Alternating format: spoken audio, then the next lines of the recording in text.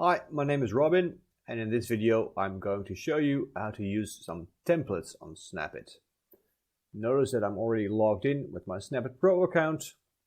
So next I'm going to click on templates. You can choose from the mobile screenshot mockups, desktop screenshot mockups, or code snippet mockups. In this video, for this demonstration, I'm going to show you how the mobile screenshot mockups work. So you can either upload your own image, you can paste an image, or you can add a screenshot from a website or link. That's what I'm going to do right now. I'll paste a random website, HBO website, click on enter, and the screenshot is being loaded into this device, mobile device. Next, I'm going to choose a device of my preference. Default is iPhone X, but I prefer the newest model, iPhone 14. That's it. Now I can adjust the device size if I like, make it smaller or blow it up a little bit. Put it over here. If I like, I can change the shadow. Currently there's a small shadow, medium or none.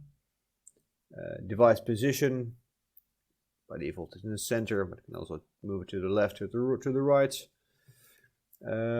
Edit text if I want. Text is not shown by default. If I switch this, the text is being shown.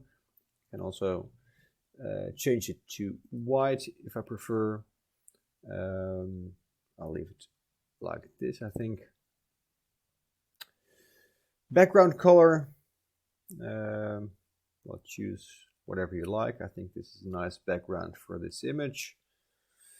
Snapit watermark is turned off, default, and finally you can change the roundness of the corners. Corners over here, either no roundness at all, or square, make them medium, or back to small again. I forgot the tilt effect. If you like to give it a little bit more funky effect, like this. Right, here you go.